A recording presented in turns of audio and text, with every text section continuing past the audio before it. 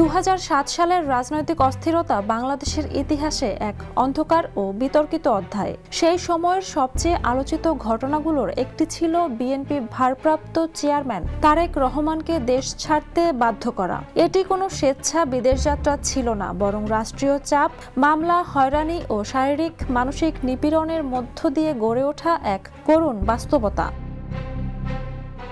1/11 পরবর্তী তত্ত্বাবধায়ক সরকারের সময় রাজনীতিবিদদের দমন করতে শুরু হয় ব্যাপক অভিযান।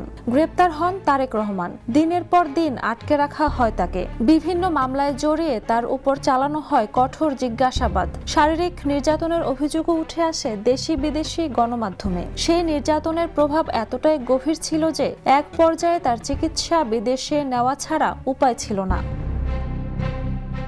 তবে চিকিৎসার নামে বিদেশযাত্রা বাস্তবে ছিল রাজনৈতিক নির্বাসন। স্পষ্ট বার্তা দেওয়া হয়েছিল, ফিরে এলে পরিস্থিতি আরও কঠিন হবে। পরিবার, দল ও শুভানুধ্যায়ীদের চাপা কষ্ট নিয়েই দেশ ছাড়তে হয় তাকে। বহু বছর ধরে প্রবাসে অবস্থান করেও তিনি সরাসরি বাংলাদেশের রাজনীতির সঙ্গে যুক্ত থেকেছেন, নির্দেশনা দিয়েছেন দলকে, বক্তব্য রেখেছেন দেশের সংকটাপন্ন সময়ে। তবে দীর্ঘ 17 বছরের নির্বাসিত জীবনের অবসান ঘটিয়ে 25 ডিসেম্বর দেশে ফিরেছেন তারেক রহমান। এদিন দুপুর 12:15টায় তাকে বহনকারী বিমান বাংলাদেশ এয়ারলাইন্সের বোয়িং 787-8 ড্রিমলাইনার ফ্লাইট নং BG-202 হজরত শাহজালাল আন্তর্জাতিক বিমানবন্দরে অবতরণ করে। তার সঙ্গে দেশে ফিরেছেন তার স্ত্রী জুবাইদা রহমান ও কন্যা জাইমা রহমান এবং পোষা বিড়াল জেবু।